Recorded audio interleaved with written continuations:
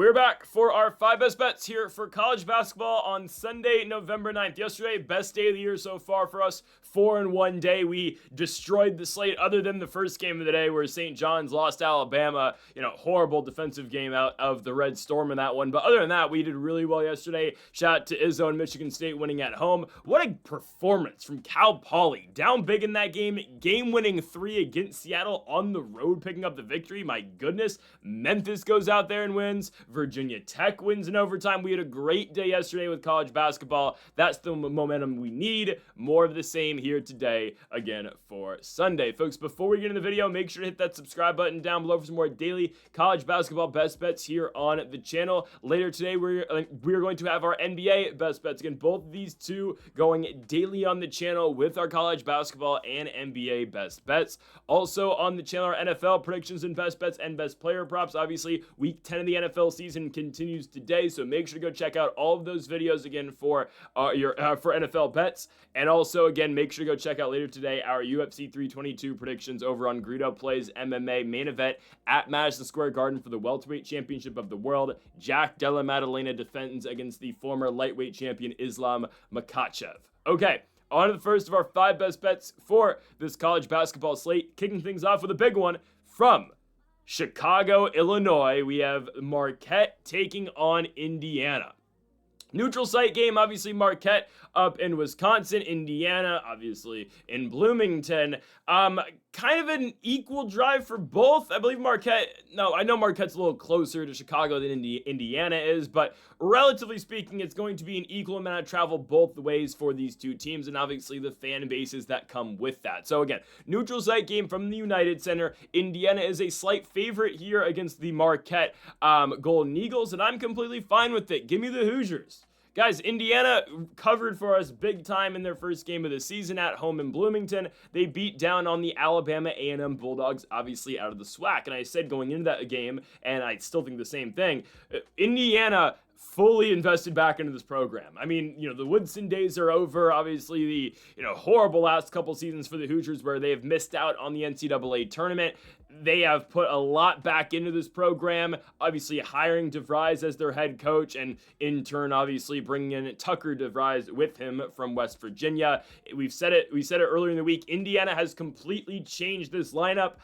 There is no returning players. I mean, the guys that you've come to know with Indiana, well, hell, you look at Omar Ballo. He has graduated, obviously, Khalil Ware a couple seasons ago, now with the Miami Heat. A guy like Malik Reneau is now with the University of Miami. They have completely overhauled the Indiana lineup. Trey Galloway finally graduated as well. Gabe Cupps goes to Ohio State. It is a completely new team, and that's okay.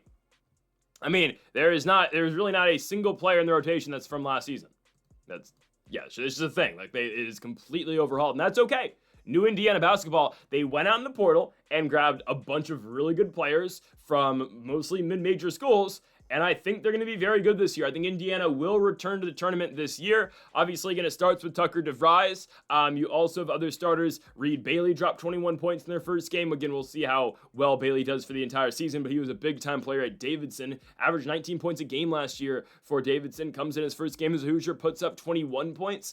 Lamar Wilkerson scored 19 in their first game against Alabama A&M. Wilkerson, a former Sam Houston product. Again, you get guys like Wilkerson, like a Reed Bailey, guys who averaged 20 points per game at a mid-major. Again, Wilkerson did it at Sam Houston. Now they come to Indiana. Everyone is now going to eat for this squad. And you had a guy off the bench. Again, I know it's an Alabama A&M game, and the bench unit got quite a bit of run. They really ran 8 guys in this game. But regardless, Sam Alexis, the senior out of Florida, former Florida Gator, dropped 17 points in their first game. I like the Hoosiers, man. I like what they're doing now with this team. Again, the Woodson era, it needed to be over, and fortunately it is. And I don't want to call DeVries the new Signetti because it's been one game over a SWAC team, but I'm telling you, Indiana is going to be so much more competitive in the Big Ten. And this is their statement type game. I mean, it is. This is the spot right now against Marquette. Now, we look at Marquette. Obviously, Shaka Smart and the Golden Eagles. won their first 2 games this season, of course, in the Big East. Well, not in Big East play, but obviously Marquette coming out of the Big East, winning the first 2 games over Albany and Southern. Neither of those teams are projected to be that good this season, obviously. I mean, you got a SWAC team in there, and then an AM East squad. Doesn't move me. Now, the thing about Marquette is they didn't really lose. They didn't lose a single player to the transfer portal. They only brought guys in from their recruiting class. They missed out on a couple players who played, big minutes for them last year. Obviously, Cam Jones now in the NBA with the Indiana Pacers got himself into some off-the-court trouble. But regardless, Cam Jones now in the Indiana Pacers, David Joplin, Stevie Mitchell, guys who played last year for Marquette now gone. They replaced those guys basically with high school products. On top of that as well, again, guys who were just already in the system and on the team prior, last season. Now, their first 2 games of the year, they've been led in scoring by Chase Ross. Ross is now a senior. Obviously, he's been at Marquette, started every single game last year for the Golden Eagles. He plays the 2 guard for that squad, as well as Ben Gold, who's been playing pretty big time basketball for them already this year. Again, Gold started every single game last year for them as well. He's averaging 8 points and 9 rebounds per game currently, again, for the Golden Eagles. I think Indiana's going to win this game, though. I think so, guys. I really like the new lineup. Like, believe me on this one. Every single player Indiana got in the transfer portal were great mid-major players. And I don't want to completely, again, just compare it to Kurt Cignetti and what Indiana football has been doing. But, hey, shout out to the Hoosiers, right? I know it wasn't pretty yesterday at Penn State, but found a way to do it. Fernando Mendoza is the Heisman. Shout out to the Hoosiers. They're going all the way this year. In college football, yes, they are winning the Natty. But I don't want to make the straight comparison because it's just Indiana, but it is kind of true. Like what Cignetti did with Indiana, brought in a bunch of guys from JMU, obviously from the Group of 5, and obviously now they've built themselves into a powerhouse. But I mean, look at what Indiana was 2 seasons ago, or just last year when Curtis Rourke was the quarterback. You had basically a Group of 5 all-star team with a bunch of guys from JMU, a quarterback from the MAC and from the University of Ohio, and they went all the way to the postseason. I think that's kind of what Indiana's got this year. Again, you're building a foundation. I think Tucker DeVries, again, is going to be a big-time player for them all year long. Obviously, he was the star last year of West Virginia. He's going to be the star of this Indiana team, and you just have so many other guys who, again, have been nothing but the best player on their team. I think it's going to work. I'm going to go Indiana to beat Marquette. It's just, Marquette's, I'm not going to call them the leftovers, but it's just, okay, who can replace what Joplin and Jones did last season? Yeah, I'm going to go with Indiana here from the United Center. Hoosiers, minus 135 against Marquette. On to our second best bet of the video, we go to a matchup between UPenn and American University. So we go from a big-time game with the Hoosiers and Marquette over to this one, and hey, every bet, equal amount of importance, right? We have Pennsylvania, the Quakers. They are going on the road to Bender Arena in Washington, D.C. to take on the American University Eagles. American is 0-1 this season, obviously coming up from the Patriot League. However, they lost a game to Wake Forest on the road in Winston-Salem. I'm not too concerned about that. That's an ACC opponent for Pennsylvania. They won their first game against Division II Rowan. The Profs? What is a prof? I don't know what a prof is. Why is their logo an owl? Anyways, Pennsylvania beat the Rowan Profs in their first game, 119-72. Again, I can put exactly nothing into that game. It's a Division II opponent. Ethan Roberts, the senior out of Arlington Heights, Illinois, led Pennsylvania in scoring. He used to play at Army a couple seasons ago. Played last year for UPenn, was one of their better players. Again, he has returned in 2025. For American, fell behind early against Wake Forest, goes into halftime down 12 points, really just keeps the game at that margin throughout its entirety. Ultimately, again, loses the game by 14 points, but they got a big night.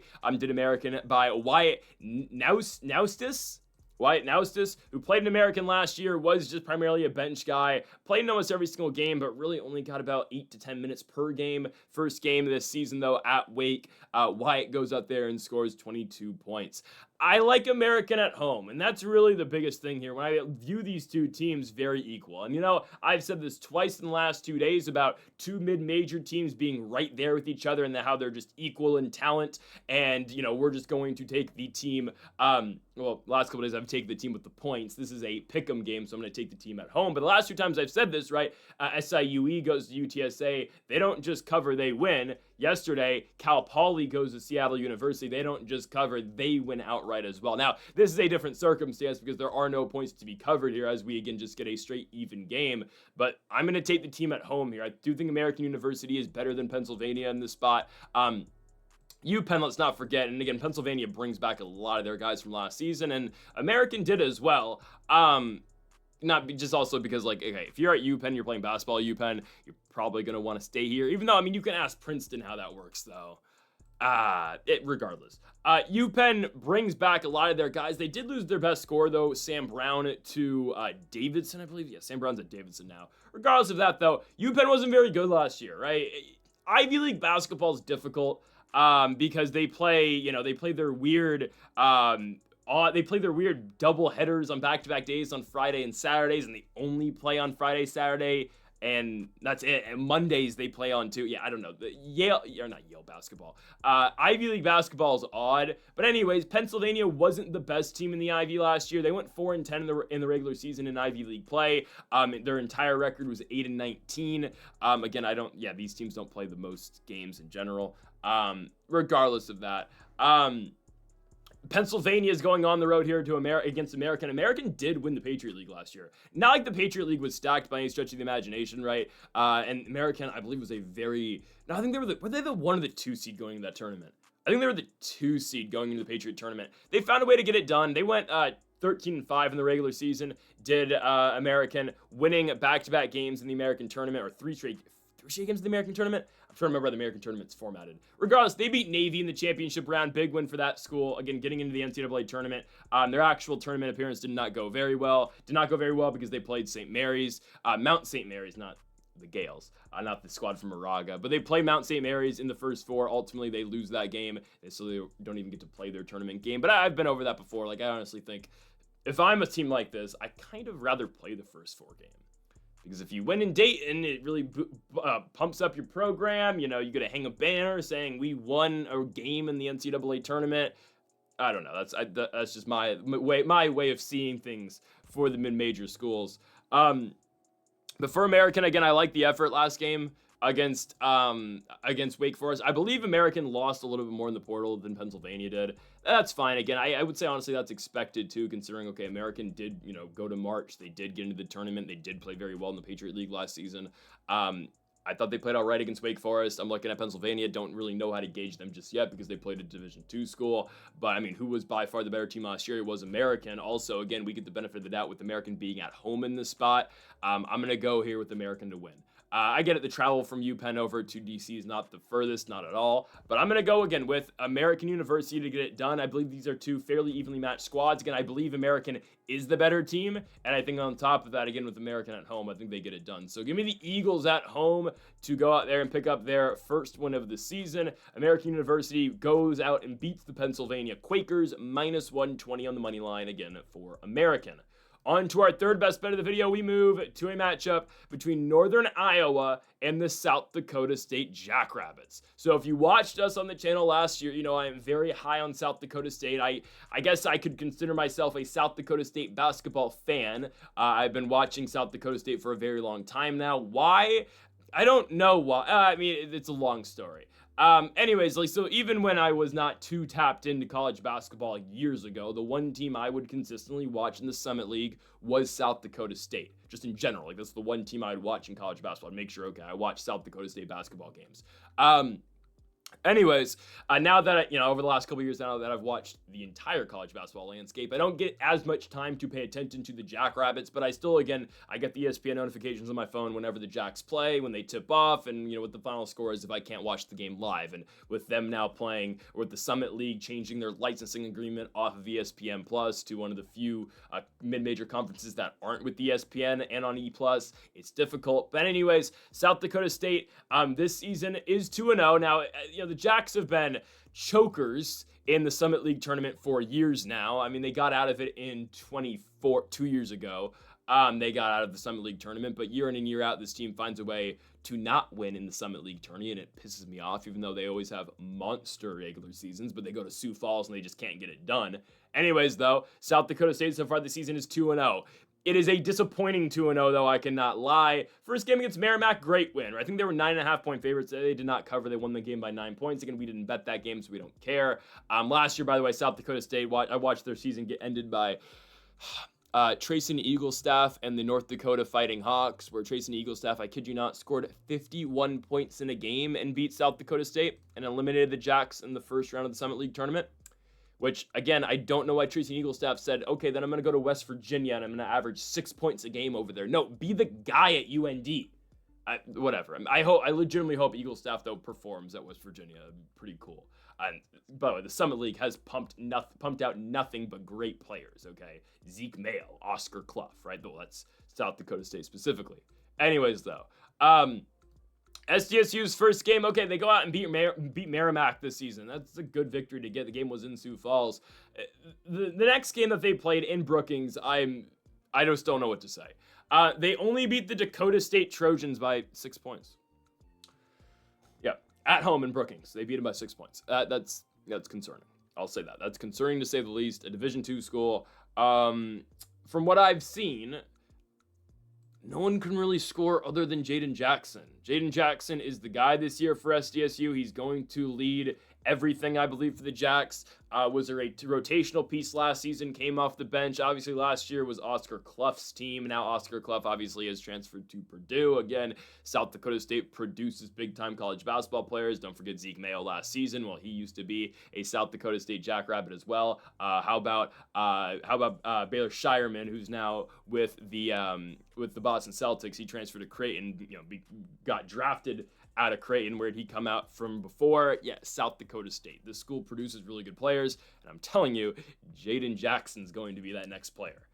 It's just, there's always one player from every SDSU team that goes to a big university and performs, right? Now, again, did Zeke Mayo end up, finding a spot on an NBA roster? No, okay? I don't even think. Is he in the G League? He might be in the G League.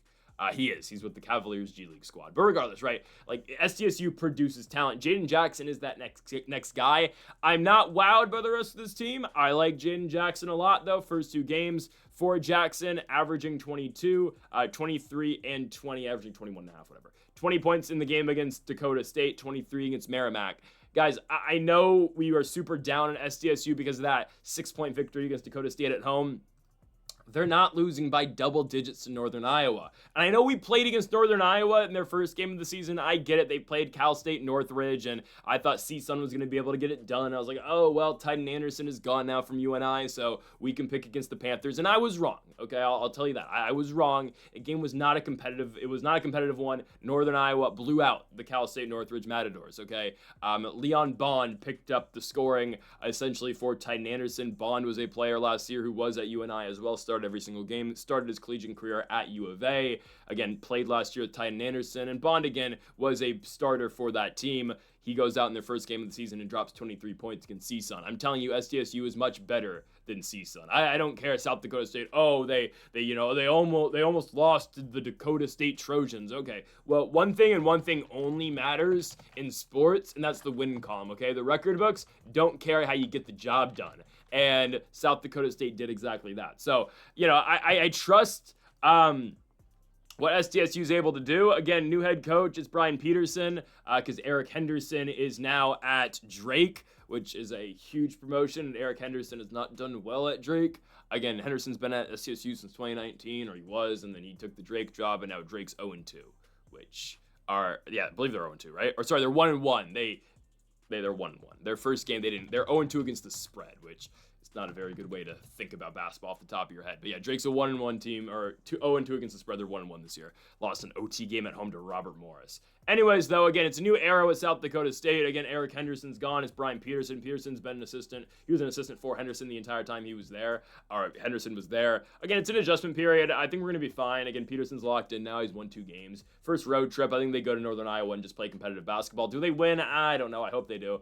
I can't be too confident because of the last game, but I can guarantee you this, I think. They're going to cover. And you're going to see a big scoring effort out of their point guard, Jaden Jackson. Reminds me of a better David Jenkins Jr. That's a shout from 2018 South Dakota State. Jenkins transferred to UNLV and then Utah. Trust me, Jaden Jackson's a hooper and he's only a sophomore, and next year he's going to be playing in the Big 12 somewhere. So give me South Dakota State plus 9.5. You're going to hear the name, I believe, Jaden Jackson a lot this year, like you heard the name Oscar Clough a lot last season. Give me the Jacks on the road at Cedar Falls plus 9.5 for the Jackrabbits against the UNI Panthers. On to our fourth best bet of the video, we go to a matchup here in Virginia between the Liberty Flames and the FAU Owls. Guys, I like Liberty's basketball team quite a bit. I know if you watch the college football content, you know I fade Liberty's football team every single chance I get. And this week, I wasn't completely on that. And of course, Missouri State goes into Liberty and beats them. Way to go, guys. Anyway, so we didn't bet on the game. The picks at the beginning of the week. Regardless, though, I wasn't, I was starting to kind of think, maybe Liberty's not that bad in football. Regardless, I like Liberty's basketball team quite a bit, okay? I was a big fan of Darius McGee and those Liberty teams back in 2018, 2019. Hell, I watched Liberty win their tournament game back in 2019 in person against Mississippi State. It was a huge upset victory, and that kind of made me a Liberty Flames fan basketball-wise ever since. And I do kind of keep up with Liberty still, not as much as I do at South Dakota State, because South Dakota State has been my team for years in college basketball now, actually getting close to about a decade now, which is just absolutely absurd to think about.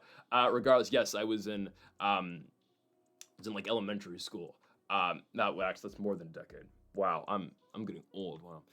Anyways, like I've been on the Jacks for quite a bit now. Anyways, though, it's way more than a decade. Wow. Okay. Regardless of that, Liberty here at home, guys. I've getting off topic. I have kept up with Liberty quite a bit. I don't think they're this much better than FAU. Okay, so Liberty this season, they're 2-0. They beat Kentucky Christian in their first game, okay, and they just beat Charleston in their last one, winning it 90-75.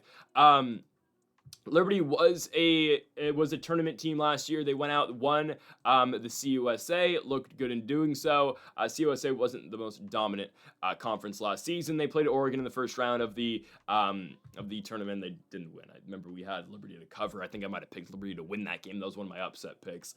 It didn't entirely go our way, but it's okay.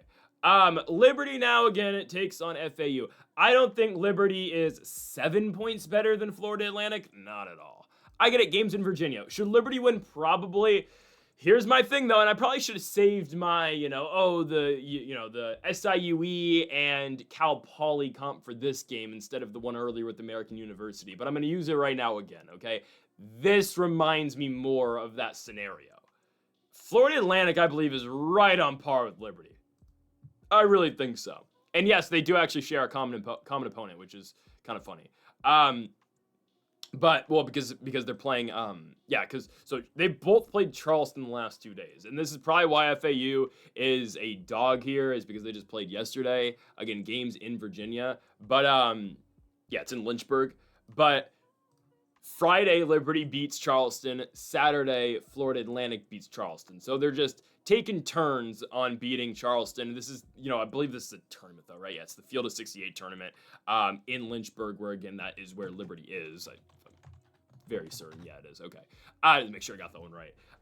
Regardless, though, again, I believe it's just a round robin, I think. Liberty beats Charleston by 15. Florida Atlantic beats Charleston by a little bit more, if I'm not mistaken. Now, I'm seeing that the attendance for Florida Atlantic versus Charleston was 200 people. Wow. I mean, I guess it's not a big surprise. I mean, you have Charleston versus Florida Atlantic at Liberty. I don't think the Liberty faithful showing up for that game. But here's the thing. Again, FAU, again, did beat Charleston by more than Liberty did. That doesn't matter.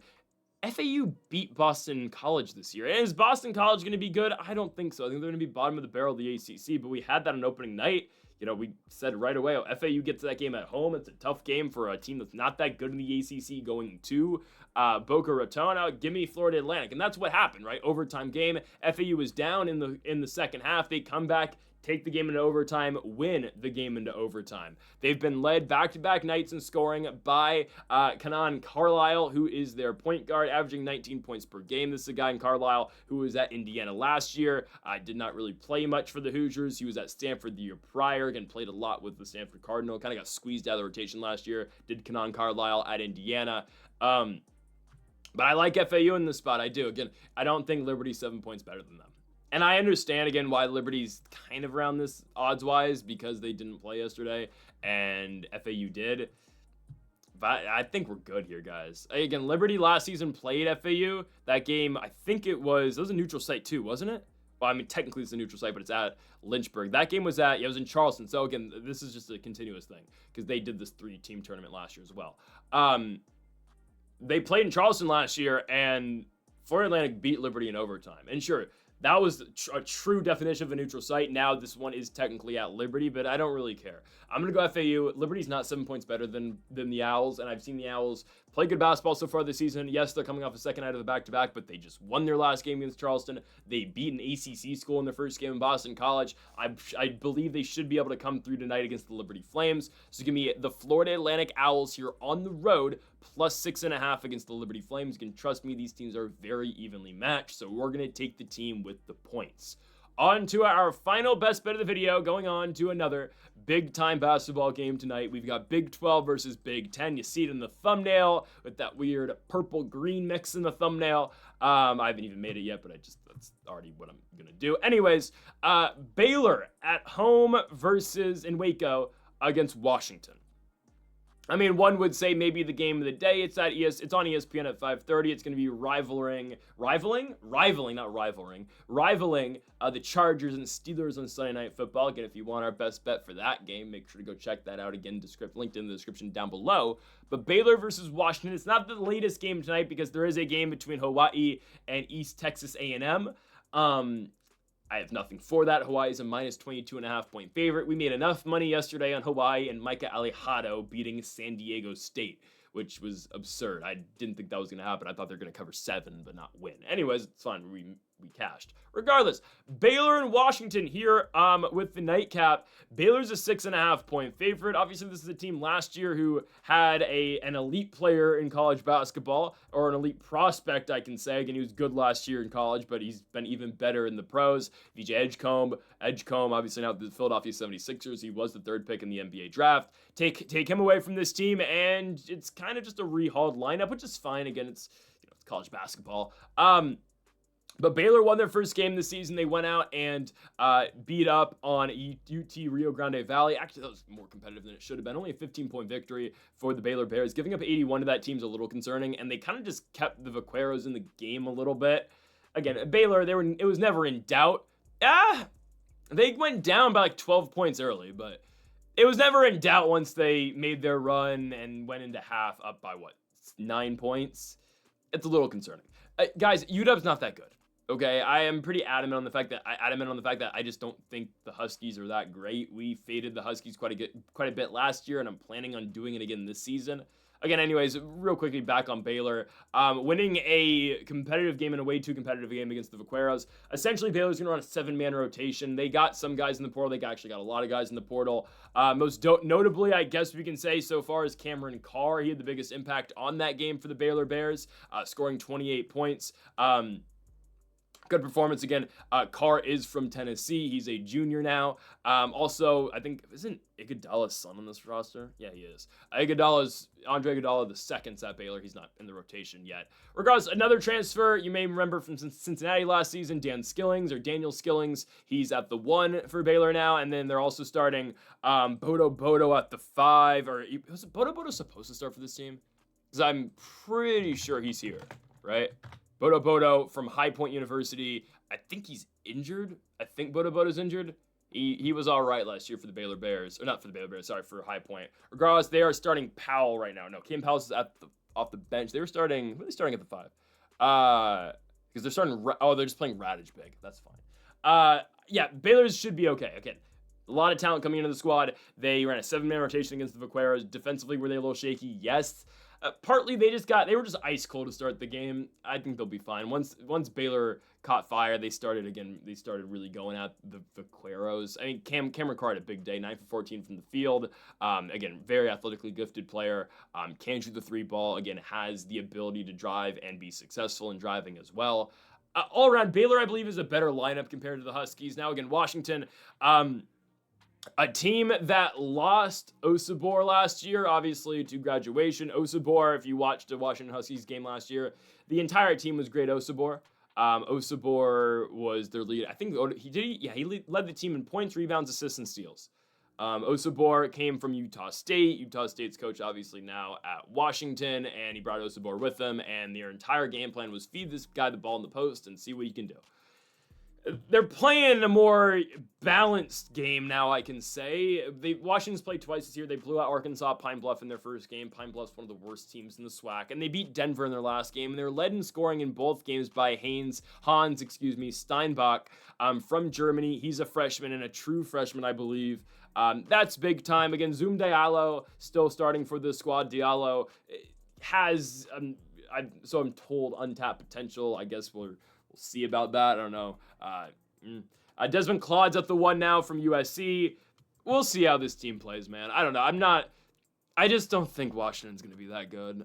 They have a lot of young talent. I'll give you that. Again, I didn't think Steinbach was supposed to be their guy this season, and I don't think he's going to continue to be the leading scorer every single night. I think they are still dealing with some injuries. They got Diallo off the bench right now, and Diallo played a pretty big bench role last season. We'll see. Again, they have Somerville as well from Rutgers, who's coming off the bench right now. He was one of the freshmen last year for Rutgers. They had a lot of them that, towards the end of the year, Rutgers would play 4 freshmen and a senior in their starting lineup.